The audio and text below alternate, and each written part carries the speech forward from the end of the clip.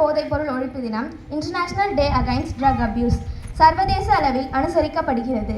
போதைப்பொருள் பயன்பாடு மற்றும் சட்டவிரோத கடத்தலால் ஏற்படும் ஆபத்துகள் குறித்து மக்களிடையே விழிப்புணர்வு ஏற்படுத்துவதே இந்த நாளின் முக்கிய நோக்கமாகும்.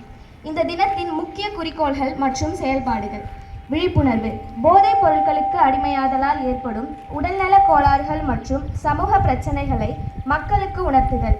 வரலாறு: 1987ஆம் ஆண்டு ஐக்கிய நாடுகள் சபையின் பொது சபையால் இந்த தினம் அதிகாரப்பூர்வமாக அறிவிக்கப்பட்டது.